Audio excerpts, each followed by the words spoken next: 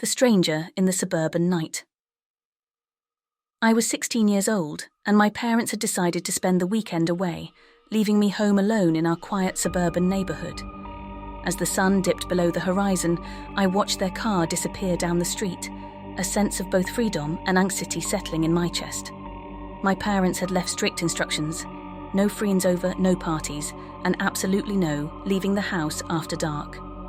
I was to lock all the doors and windows, and they reminded me to call if I needed anything.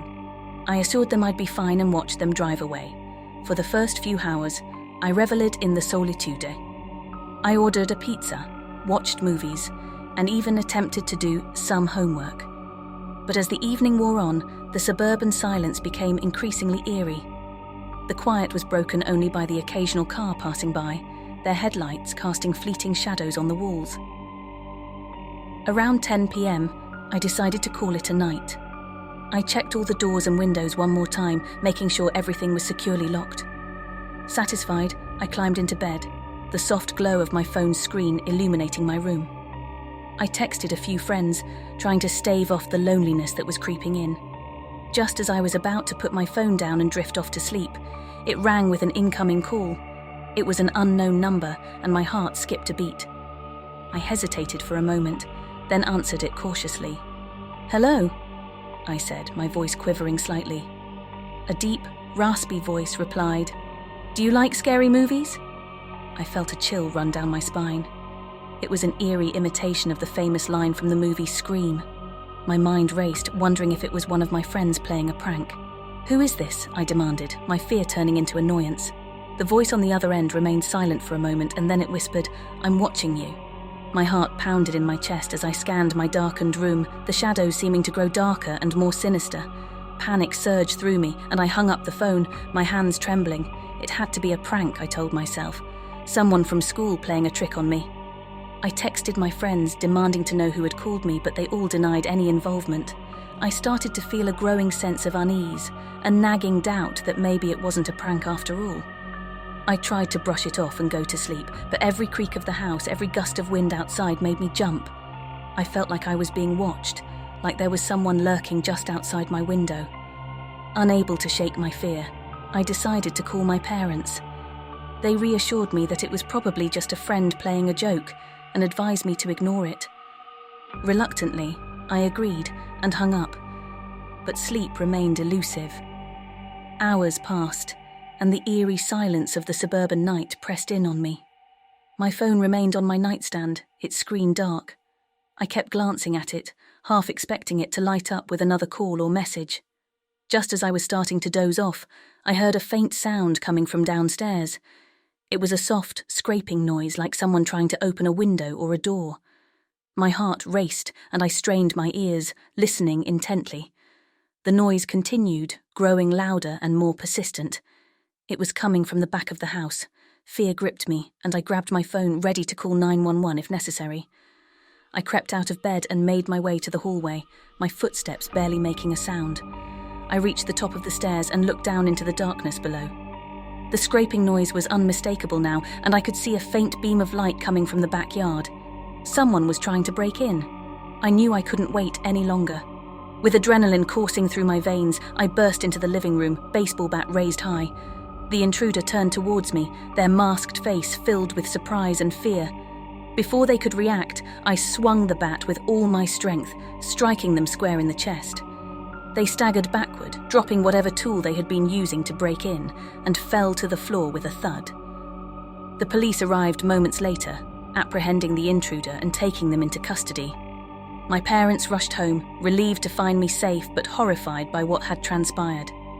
As the sun rose on our suburban neighborhood, I couldn't shake the feeling that my world had been irrevocably changed. The horror of that night, the fear of the unknown, would forever haunt my dreams.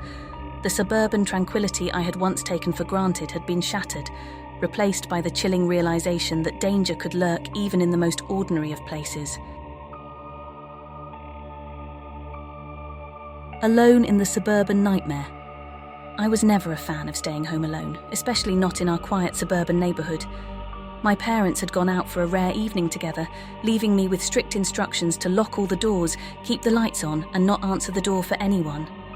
I tried to reassure myself, reminding me that I was 12 years old now, old enough to handle a few hours alone. Still, as the sun dipped below the horizon, I couldn't help but feel a creeping sense of unease. The house felt different without my parents' presence, quieter, more isolated. The gentle hum of the refrigerator and the distant hum of passing cars were the only sounds that reached my ears. I turned on all the lights, leaving no corner of the house in shadow. The television provided a flickering glow in the living room, casting eerie shadows on the walls. I settled on the couch with my dog, Max, a loyal golden retriever who was always by my side. As I flipped through channels, the familiar creaks and groans of the old house became more pronounced. I chalked it up to the house settling in for the night, but each noise sent shivers down my spine. I was determined not to let my imagination get the best of me, so I focused on the TV. But even the images on the screen seemed distorted, as if they were trying to pull me into some dark abyss. Max began growling softly, his hackles raised. I stroked his fur, trying to calm him, but his unease only seemed to escalate. He barked once, a sharp, startled bark that sent my heart racing. I peered into the dark hallway leading to the bedrooms, but saw nothing unusual. "It's just your imagination, Max," I whispered to him, my own voice quivering. "There's nothing there." Max continued to growl, his eyes fixed on the hallway. I started to feel a knot of fear in my stomach, a growing sense that something was terribly wrong. I glanced at the front door, making sure it was locked, but it was securely bolted shut. Just then, I heard a soft scratching sound, like fingernails on a chalkboard, coming from the hallway. My heart pounded in my chest as I slowly rose from the couch, Max still growling and barking. I crept closer to the hallway, my pulse quickening with each step. The scratching grew louder and more frenzied, and I finally pinpointed the source. It was coming from my bedroom door. I reached for the doorknob, my hand trembling, and turned it slowly. The door swung open, revealing nothing but darkness. I flipped on the light switch, and the room was bathed in an eerie glow. My bed was neatly made. My toys and books were where I had left them, but there was something else in the room that didn't belong. A figure, tall and shadowy, stood in the corner. It was facing away from me, its long bony fingers scraping against the wall. "Who's there?" I stammered, my voice barely more than a whisper. The figure didn't move, didn't acknowledge my presence. It just continued to scratch at the wall, a slow, deliberate sound that made my skin crawl. I took a step closer, my heart pounding in my chest. I said, "Who's there?" Still, no response. I felt a surge of courage, fueled by fear and anger. I reached out and grabbed the figure's shoulder, spinning it around to face me. I wish I hadn't. Its face was a grotesque, twisted mask of agony and despair, its eyes hollow and empty. Its mouth was a gaping maw, filled with rows of sharp, jagged teeth. I stumbled backward, my scream caught in my throat. The figure lunged at me, its cold, bony hands closing around my throat. I fought for breath, clawing at its hands, but it was impossibly strong. I felt my vision narrowing, darkness closing in. And then, as suddenly as it had attacked, the figure released me and vanished into thin air. I collapsed to the floor, gasping for air, my heart pounding in my chest. Max barked furiously, his tail between his legs. I couldn't blame him for being scared. I was terrified too. I stumbled to my feet, my legs trembling, and ran out of the room, slamming the door behind me. I didn't know what that thing was, but I knew I couldn't stay in that house any longer. I grabbed my phone and called my parents, tears streaming down my face. I told them what had happened, my voice shaking with fear. They rushed home immediately, and when they arrived, they found me huddled on the front porch, Max at my side, still barking at the house. My parents searched the entire house, but they found nothing out of the ordinary. No figure, no scratching sounds, nothing. They tried to reassure me that it was just my imagination, that I had been watching too many scary movies, but I knew what I had seen, what I had felt. We didn't stay in that house much longer. My parents put it up for sale, and we moved to a different neighborhood, a different state even, to start fresh. I never saw that figure again, but the memory of that night still haunts me. I don't know what it was or why it came for me, but I know one thing for sure. I'll never be comfortable staying home alone in a suburban neighborhood again. The Unsettling Messages. I was a 17-year-old, and my parents had gone on a week-long vacation, leaving me home alone in our peaceful suburban neighborhood. It was a typical evening when they left, the sun setting behind the rows of houses as their car disappeared down the street. I watched them go, feeling a mix of excitement and trepidation at the prospect of having the house to myself. My parents had left strict instructions: no friends over, no parties, and absolutely no leaving the house after dark. They'd even hired a neighbor to check on me periodically, ensuring I was safe. I promised to follow their rules and waved them off, a sense of independence settling in. The first few days alone were uneventful. I spent my time watching TV, ordering takeout, and lounging around the house. But as the days wore on, I started to feel a growing sense of isolation.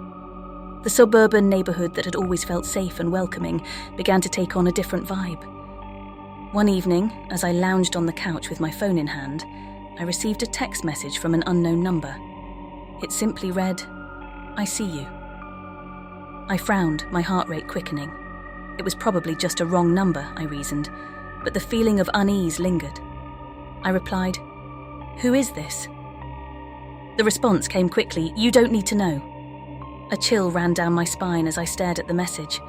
I had no idea who this person was or what they wanted. I decided to ignore the message and put my phone down, trying to dismiss it as a prank. But as the evening went on, more messages arrived, each one more unsettling than the last. They ranged from vague threats to disturbingly specific descriptions of my activities inside the house. "You should be more careful," one message read. "You never know who might be watching." I felt a growing sense of paranoia and fear. I checked all the doors and windows, making sure they were locked, and closed the curtains. I couldn't shake the feeling that someone was indeed watching me, someone who knew far too much about my private life.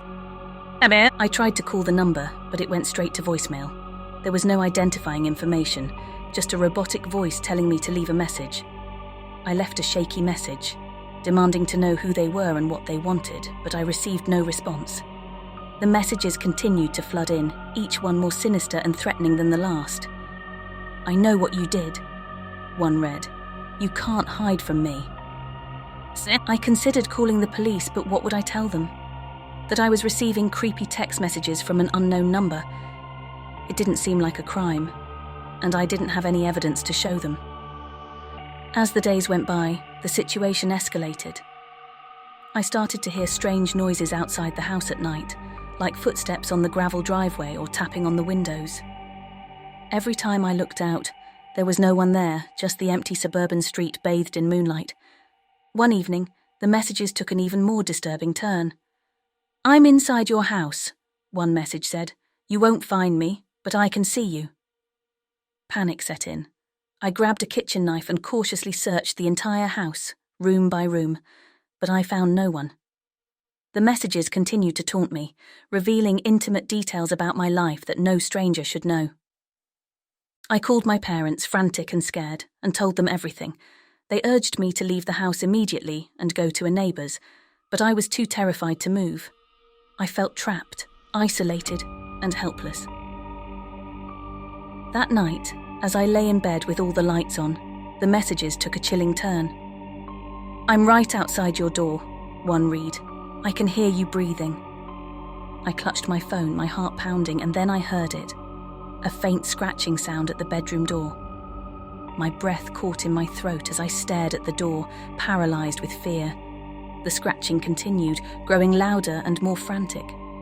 I finally mustered the courage to call the police, providing them with my address and explaining the situation. They assured me they were on their way and instructed me to stay on the line. Minutes passed, but it felt like an eternity. The scratching at the door continued, and I could hear someone breathing heavily on the other side. My heart was in my throat as I waited for the police to arrive. Finally, the sound of sirens pierced the suburban silence, and the scratching abruptly stopped. Moments later, the police burst into the house, guns drawn.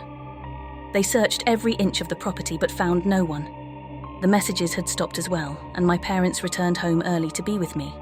They hired a security system and installed cameras around the house, but the sinister presence that had plagued me remained a mystery. The suburban neighborhood that had once been a haven of safety had turned into a place of dread and paranoia. I couldn't shake the feeling that I was being watched, even when there was no evidence of it. To this day, I still receive occasional messages from the unknown number, each one more cryptic and unsettling than the last.